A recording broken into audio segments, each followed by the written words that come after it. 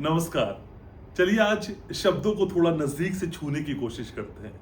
आज भावों को पास से जाकर करीने से पढ़ने की कोशिश करते हैं। सितारों को पढ़ना हर किसी के बस की बात नहीं। आज शब्दों को सितारों के साथ जमीन पर उतारने की कोशिश करते हैं। विजडम, आध्यात्म, खूबसूरती, आभा, ये जब सब एक साथ मिल जाए तो सिर्फ एक नाम बनता है। कौन सा? जरा पास आइए, पास आइए, पास आइए और जरा वहां घूम जाइए। त्रिशला चतुर्वेदी, कैसी हैं त्रिशला जी आप? जय श्री कृष्ण। बहुत अच्छी हूँ। आप लोगों बहुत का खूबसूरत प्यार- हूँ। हाँ, बहुत खूबसूरत हूँ क्योंकि आप लोगों का प्यार है, आप लोगों का साथ है, और जो अंदर से बहुत प्रसन्न होते हैं, जो अंदर से बहुत अपने आप को ग्रेसफुल मानते हैं ना, उनके चेहरे पे वो सुंदरता अपने आप दिख जाती है। और मुझे आपकी आंखों में प्यार भी दिखता है। बेशुमार। ये आंखों में इतना प्यार कहाँ से लाती है आप? प्यार आंखों में तभी आता है जब वो हृदय में वास करता है, और दिल में जब धड़कन बनकर प्यार यूं धड़कता है तो वो आंखों में झलक ही जाता है।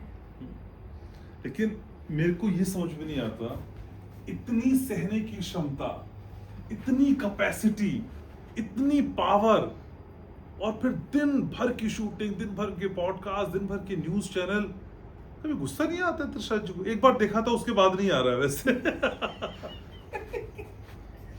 आता है, हाँ। लेकिन वो टिप्स पे एक ही व्यक्ति है जिस पर बहुत गुस्सा आता है। बाकी गुस्सा कपूर की तरह आता है, थोड़ी देर आता है फिर चला जाता है। और जब ये लगता है कि उस गुस्से से, उस क्रोध से किसी का फायदा नहीं हो रहा, तो फिर लगता है कि उस एनर्जी को बाहर निकालने से क्या मतलब, उसे कहीं ना कहीं पी जाना चाहिए नीलकंठ की तरह, ताकि कम से कम वो ऊर्जा आपके शरीर में तो आपको कुछ दे पाए। और गुस्सा काबू करने की क्या तरकीब है ये बताइए ना, क्योंकि मैं आपसे बात भी करूंगा और तरकीब, रेमेडीज भी पूछूंगा। गुस्सा बहुत किसी को आता हो तो क्या करे, कैसे काबू कर ले, कैसे त्रिशला चतुर्वेदी बन जाए? अगर गुस्सा बहुत आए तो बहुत ही शांति के साथ दिल में राधे राधे राधे राधे करते जाएं, और आप देखेंगे कि एक शीतलता अपने आप आती चली जाएगी। गुस्सा कहीं छू हो जाएगा और आपके अंदर प्रेम भाव अपने आप उत्पन्न हो जाएगा। किन लोगों को ज्यादा गुस्सा आता है? उन लोगों को बहुत गुस्सा आता है जो न्याय प्रिय होते हैं। उन लोगों को बहुत गुस्सा आता है जो चीजों को बहुत व्यवस्थित तरीके से करना चाहते हैं।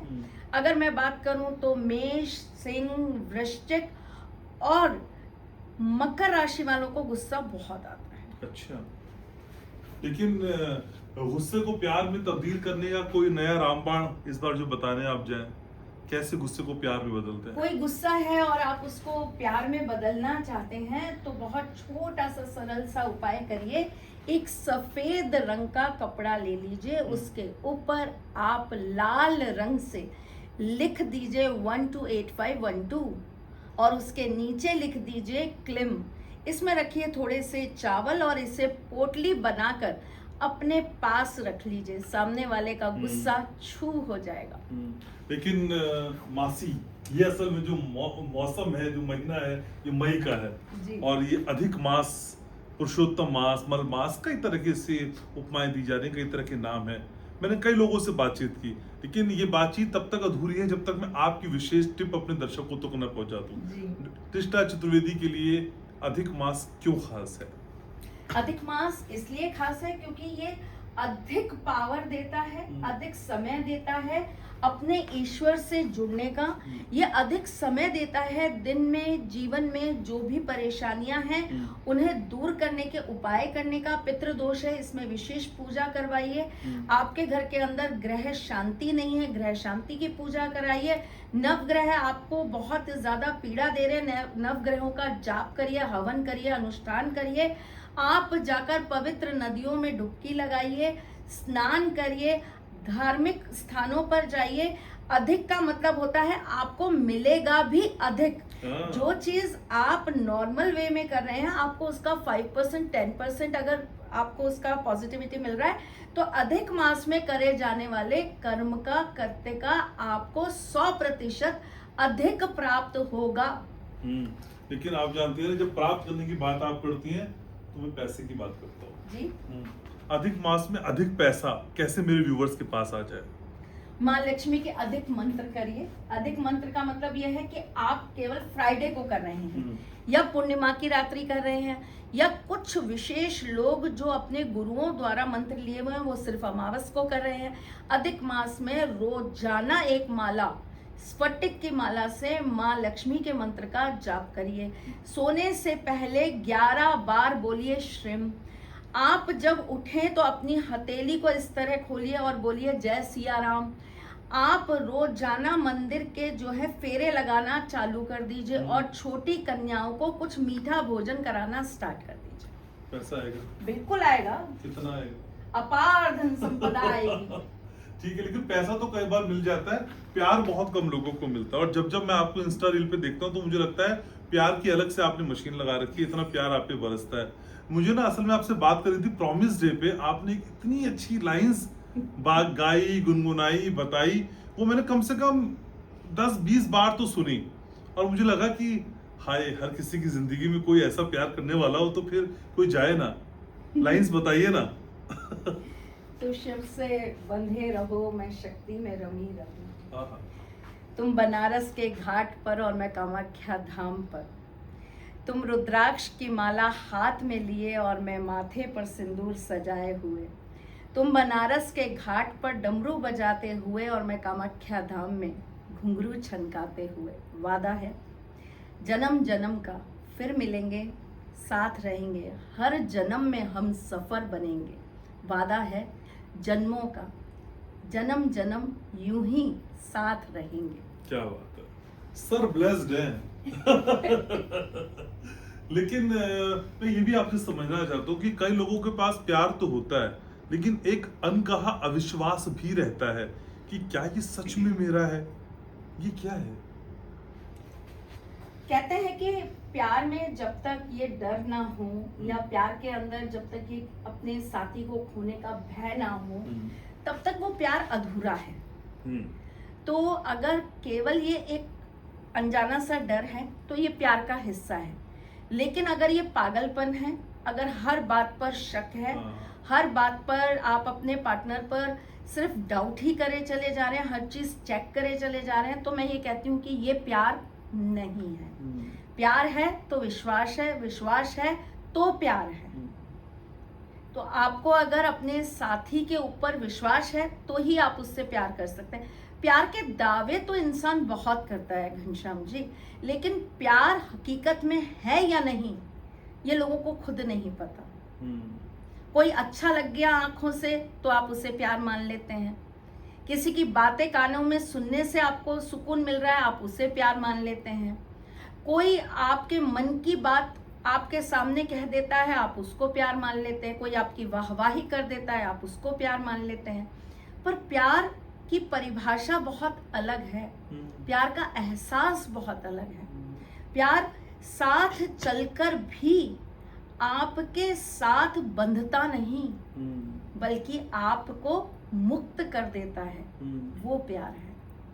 प्यार वो है जो आपके दिल से निकली हुई हर बात को आपके साथी की जबान तक ले आए, वो प्यार है। प्यार वो एहसास है जो एक सोचे और दूसरे को अनुभव हो जाए। तो प्यार किस चीज को कहते हैं पहले वो प्यार को समझ तो लीजिए। सही बात है।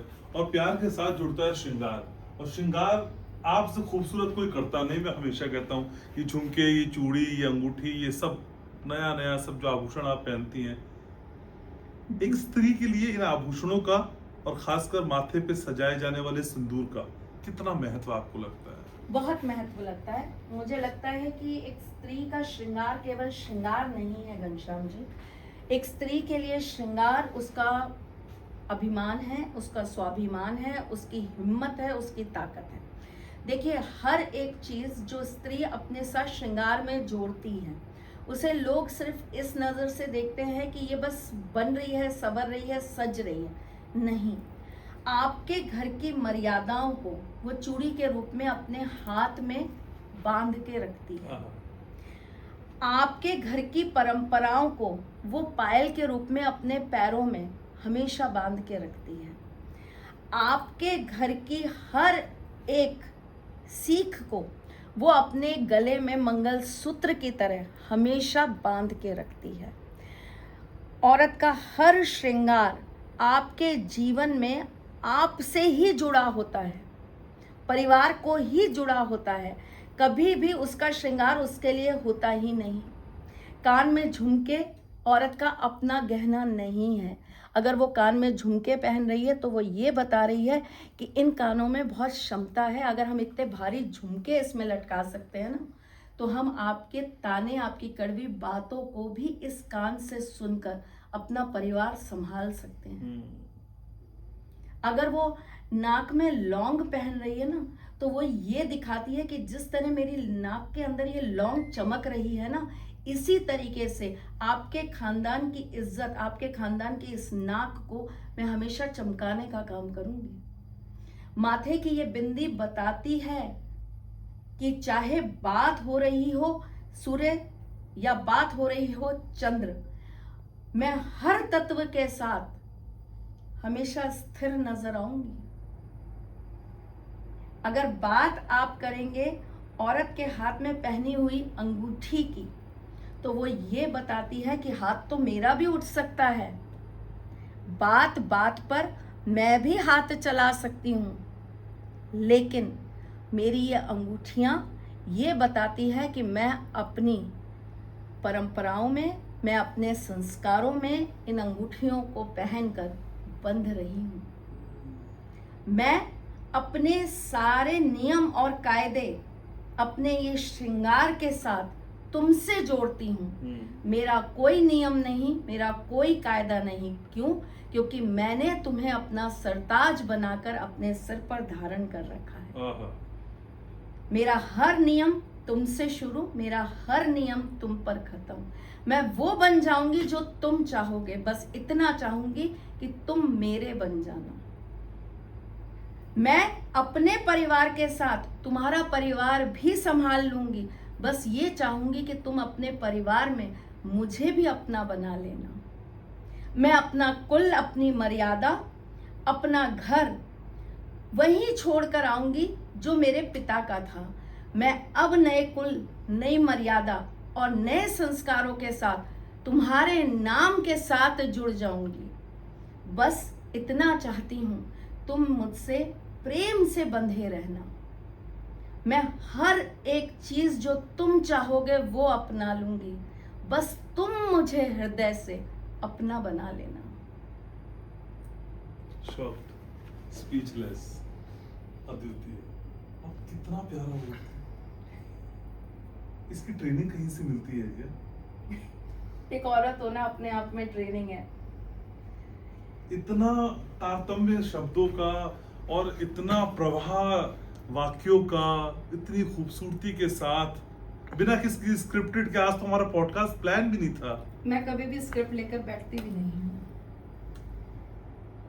हृदय में है, जो फील करती हूँ, जिन परंपराओं के साथ चलती हूँ, वही चीज बोलती हूँ। कुछ लोगों को लगता है कि ये सारी चीजें जो हैं वो औरत को बांधने के लिए है। नहीं, मैं ये मानती हूँ ये सारी चीजें ये दर्शाती है कि एक मर्द से ज्यादा, एक मर्द से लाख गुना ज्यादा ताकतवर एक स्त्री होती है, और एक नारी के अंदर ही इतनी शक्ति होती है जो इन सब के साथ भी, इन सब में रहकर भी उस पूरे परिवार को अपने अकेले दम पर निभा रही होती है। और वो सारा परिवार मिलकर भी उस एक बच्ची को, जिसे वो बहुत मन्नतों से मांग कर लेकर आए थे, जिसे वो बड़े जत्नों के साथ बैंड बाजा बजा कर लेकर आए थे, उसे वो खुश नहीं रख पा रहे हैं। ये आंखों का काजल ये बताता है कि ये आंखें कितनी शांत हैं, लेकिन अगर इन आंखों में काजल नहीं है ना, तो आप समझ लीजिए कि ये अकेले में कितना सिसक सिसक कर रोई है। हर एक श्रृंगार अपनी एक वाणी है, हर एक श्रृंगार का अपना एक महत्व है। समझ जाओ तो बहुत कुछ है। आदमी को कौन सा सिंदूर लगाकर जाकर ये सर्टिफाइड करना है कि मैं शादीशुदा हूँ, लेकिन अगर एक औरत ये दिखाती है ना मैं शादीशुदा हूँ, तो वो ये साथ में दिखाती है कि मैं एक नहीं, मैं दो दो घर की मर्यादाओं को अपने साथ लेकर चल रही हूँ। मैं जो अपने पिता से, अपनी माता से लेकर आई हूँ ना, उसे मैं अपने ससुराल से जोड़ रही हूँ। वो केवल मांग में सिंदूर नहीं लगाती, वो दो कुल को एक साथ जोड़ने की परंपरा को निभाती है। उसका सिंदूर केवल उसका श्रृंगार नहीं, वो उसका स्वाभिमान भी है और उसका अभिमान भी है। क्या बात है। कॉफी बात करती है, नहीं करती जाके? बिल्कुल करती हूँ कॉफी बात। इतनी नजर उतारने की जरूरत है आपकी। लेकिन आज मेरे मन में था कि हम ना कुछ ऐसी बात भी करें, जैसे हम चर्चा भी करते श्राप। श्राप कितना प्रभावकारी किसी के जीवन में हो सकता है, क्योंकि आपसे बेहतर ये मुझे कोई नहीं समझा पाएगा। अगर कोई शापित है, किसी के जीवन में श्राप है, सबसे पहले शुरुआत यही, उसको अपने जीवन में क्या क्या महसूस होगा, जिसके कुल पे, जिसके परिवार पे, जिसपे खुद पे श्राप का दंश है। 2026 में रहकर श्राप की बातें करते हो। 2026 में रहकर ऐसी दकियानूसी बातों को प्रमोट कर रहे हो। 2026 में रहकर ऐसी बातों को लोगों को बोलकर अंधविश्वास फैला रहे हो। तो मैं 2026 का ही हाले दिल आपको सुना देती हूँ। ब्रॉडकास्टर हूं ना मैं। तो उन पॉडकास्टर्स को सुना देते हैं कि यही 2026 जहां हमारे देश का एक जाना माना खानदान, जहां से राजनीति की शुरुआत होती है, जो देश की सबसे पहली महिला प्रधानमंत्री बनती हैं, जिनकी अपनी जो कांग्रेस पार्टी है उसका ये आलम रहा है कि कांग्रेस मतलब कांग्रेस, अंध भरोसा, ब्लाइंड सपोर्ट। उस एक परिवार को, उस राज गद्दी को किसी का श्राप खा गया। वो श्राप जिसमें आपने इस चीज का वचन दिया कि अगर मैं प्रधानमंत्री बनी तो मैं गो रक्षा के लिए अपने प्रयास जरूर करूंगी, मैं गो हत्या रोक लगा दूंगी। पद मिला, गद्दी मिली, अभिमान बढ़ता चला गया। गौ हत्या पर रोक लगने की बजाय गौ हत्या बढ़ती चली गई। जब इस बात पर आकर हमारे संतों ने आपके सामने एक छोटा सा आंदोलन किया, तो गोली से उन संतों को मरवा दिया गया। फिर आए हमारे बहुत ही पूजनीय, उन्होंने आकर बोला मैंने तुम्हें आशीर्वाद दिया था, और आशीर्वाद देने वाला श्राप भी देना जानता है। मैं श्राप देता हूं तुम्हें, तुम्हारे वंश का कोई भी व्यक्ति कभी भी राजगद्दी पर बैठ नहीं पाएगा, देश का प्रधानमंत्री बन नहीं पाएगा। कोशिश हुई, फिर उस गद्दी पर कोई बैठा और अकस्मात रूप से हट गया, जीवन से ही चला गया। वो दिन और आज का दिन है, उस राजवंश से, उस कुल से कोई भी आज तक पुनः उस गद्दी पर नहीं बैठ पाया। अगर हम 2026 की बात कर रहे हैं तो आप लिखवा कर रख लीजिए, आने वाले 10, 15, 20, 50 साल तक उस राज गद्दी पर, उस कुल से कोई नहीं बैठ पाएगा। उस परिवार का कोई भी सदस्य राजा नहीं बन पाएगा। तो कब तक रहेगा ये श्राप का असर? तो जब तक ये वंश है तब तक रहेगा। बड़े राजनीतिक घराने की असफलता का राज आप खोल रही हैं, और बड़ी स्टेटमेंट भी है त्रिशला जी। अभी तक किसी ने ये नहीं बताया कि एक श्राप की वजह से शायद ये दिक्कतें आ रही हैं। लोग ये कहते हैं कि राजनीतिक समझ कम है, पार्टी संगठन मजबूत नहीं है, लेकिन एक श्राप, बिल्कुल एक श्राप। ये तो रही बड़े लोगों की बात, लेकिन क्या एक आम आदमी भी अपने जीवन में हो रही उथल पुथल को इस तरह के श्राप से जोड़ सकता है? या जिसको श्रापित है, जो श्राप जिससे मिला है, क्या क्या उसके जीवन में अवरोध आएंगे? कार्य नहीं हो पाएंगे, वृद्धि रुक जाएगी, तरक्की रुक जाएगी, वंश वृद्धि रुकेगी। और सबसे बड़ी बात, ऐसे घर के अंदर, ऐसे कुल के अंदर लोग बहुत लंबी आयु नहीं जी पाएंगे। क्या कर सकते हैं, क्या किया जा सकता है? अधिक मास है, आप भगवत गीता का पाठ करिए या किसी अच्छे ब्राह्मण द्वारा उसे आप जो है पाठ करवाइए। आप हरिद्वार जाइए, गंगा स्नान करिए, वहां पर आप गंगा जल से पार्थिव शिवलिंग का अभिषेक करिए और माफी मांगिए। प्रत्येक शनिवार देवी माँ के मंदिर में जाकर 27 बार नाक रगड़कर देवी माँ से माफी मांगिए। ठीक बात है, लेकिन ये तो बात थोड़ी संजीदा सी हो गई। लेकिन इन दिनों इंस्टा पे आपका रोल और रूप बदला है। एक नया शब्द आपने इजाद किया है, झिंगुर। ऐसे मत पूछो, कैसे पूछूं? ऐसे पूछो। हाँ। ये झिंगुर झिंगुर क्या है? ये झिंगुर झिंगुर एक लाइन और। जब कोई टे टे करता है। अच्छा, ये क्या है? मैं बहुत दिन से डायलेमा में था भाई, कि क्या आपने नया शुरू किया है। और एक वो भी आपने गाना भी गाया था, नंदलाल, वो लोग थोड़ा सुनाइए ना प्लीज, वो बड़ा वायरल चल। नंद के आनंद भयो, जय हो नंद लाल की, हाथी घोड़ा पाल की, जय कन्हैया लाल की। झिंगुर को पेनल्टी लगी 10,000 की, हाथी घोड़ा पाल की, जय हो नंद लाल की। ये गजल और आप नाम नहीं बता रही है, ना नाम कोट करती है, ना कुछ बताती है, बस लोग हंस रहे हैं और खुश हो रहे हैं, भगवान जाने। झिंगुर समझ गया होगा कि किसके लिए? हाँ, झिंगुर को सुसु नहीं आ रही। आपको कौन बताता है? झिंगुर कुछ पता था। ये अच्छा, मैंने तो नहीं सुना था झिंगुर क्या है। लोग इसे ये ट्रेंड कर रहा है, गूगल में देख रहे हैं लोग।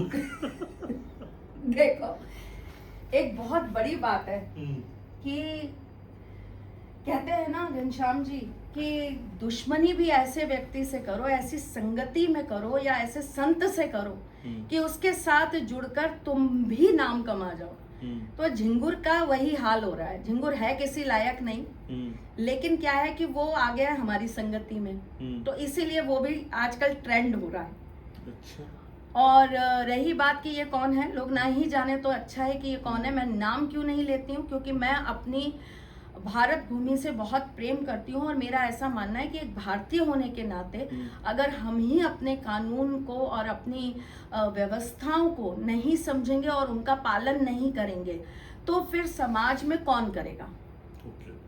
तो अगर हम किसी के लिए एक चेहरा हैं, अगर कोई हमको देखकर हमें सुनकर अपने जीवन को चलाता है तो मेरे हिसाब से हमें वो कार्य करने चाहिए जिससे किसी की जिंदगी में पॉजिटिव चीजें आए, ना कि नेगेटिव आए। मैं उसका नाम इसलिए नहीं लेती क्योंकि मुझे हाई कोर्ट ने ये स्ट्रिक्टली बोल रखा है कि वो मेरे नाम को यूज नहीं करेगा, वो मेरे खिलाफ एक भी वीडियोस नहीं बनाएगा और मेरे को भी नहीं करना। ओके, ठीक है।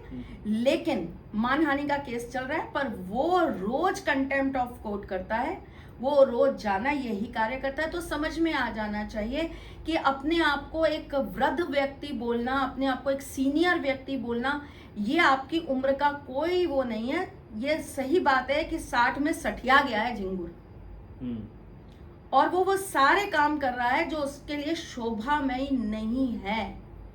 औरतों का अपमान, औरतों की बॉडी शेमिंग, उलझुल बातें करना, जगह जगह जाके बात का हर शब्द का अपशब्द बना देना, इतनी छोटी छोटी सी कटिंग्स 1 सेकंड 2 सेकंड 3 सेकंड की लगाकर पूरी बात ना सुनाकर आधा अधूरा ज्ञान देना, एक प्रेडिक्शन जिसकी सही नहीं जाती वो दूसरों की प्रेडिक्शन पे उंगली उठाना। और अब ये बहुत ज्यादा हो रहा है और मुझे ऐसा लगता है बीइंग अ फीमेल, हर औरत के अंदर ना एक क्षमता होती है सुनने की। सुन रहे हैं जब तक हमें ऐसा लगता है कि हमारे अंदर बर्दाश्त करने की ताकत है, हम सुन रहे हैं। लेकिन जब वो बर्दाश्त की ताकत खत्म हो जाती है ना, तो वही औरत काली, चंडी और दुर्गा होती है। ठीक है, चलिए आगे बढ़ते हैं। काहे इतना मूड खराब कर रही है? ठीक है, जल्दी अभिषेक बहुत थक गया बेचारा मूविंग करते हुए, लेकिन कुछ कुछ बातें जो मैं पूछ लूं। अधिक मास में मकान बनाना है, कोई छोटा सा उपाय? ठीक है, पानी पी सकते हैं, पानी पीजिए ना। ये तो इसकी खूबसूरती है, इस चिट चैट की खूबसूरती यही है कि हम खांसते भी हैं, हम फंबल भी मारते हैं, हम एडिट भी नहीं करते हैं। रॉ है, जैसा है वो आपके सामने है, और हम काहे टेक लेंगे भाई? टेक नहीं ना लेंगे। हमारे साथ त्रिशला जी हैं और लगातार हम बातचीत करते रहें, खांसेंगे खगारेंगे। ठीक है जी, गला? बिल्कुल ठीक है। अधिक मास में घर कैसे बने, छोटा सा उपाय? अधिक मास में घर कैसे बने, तो एक नीम का घर बनाए सबसे पहले, और उसे जाके गणेश जी के मंदिर में चढ़ा कर आए। ठीक है, पैसा भी मिल गया, घर भी बन गया, लोन भी हो गया, लेकिन ये खांसी से आंखों की नमी में समझ पा रहा हूं। ठीक है, आप जब मुझे मिलती है मुझे बहुत अच्छा लगता है, और मैं बिल्कुल नहीं कहूंगा कि मैं आपसे प्यार करता हूँ, क्योंकि मैं आपसे प्यार करता हूँ। आप बस खिलखिलाते रहिए, मुस्कुराते रहिए। हम तो आपको इंस्टा पे फैन है, आपके फॉलो करते रहते हैं, सारे व्यूवर्स आपके फैन है। Thank you so very much. Thank you. गाना जय श्री कृष्ण। गाना सुनाएंगे नहीं? हाँ सुना हाँ दूंगी। सुनाइए ना, मना नहीं करती आप, मेरी मासी है पक्का वाली। हाँ सुनाइए ना गाना, अच्छा कैसा गाना सुनाऊं? जैसा किसके लिए आपकी मन। सुनाऊं ये बताओ। हाँ, मेरे लिए सुनाओ। अच्छा हाँ तुम्हारे मेरे लिए सुनाऊं? सुना दो आज। मेरा सूरज आहा। है तू, मेरा चंदा है तू, ओ मेरी आँखों का तारा है तू, प्यारा है तू, मेरा दुलारा है तू। और जब कोई इतने प्यार से गाना करता है तो फिर मैं बैठता नहीं हूँ, पता है ना, इस पिलो को मैं फेंकता हूँ। और आप मेरी मासी, thank you so very much, आप मेरी जिंदगी में आई हैं, तो फिर ये प्यार बरसाते रहिए और कहते रहिए हम आपसे बहुत प्यार करते हैं, अपना बहुत ख्याल रखिएगा। मुझे और त्रिशला जी को इजाजत, देखते रहिए Harsha Upadhyay show, Harsha Upadhyay podcast. I love you. Love you to.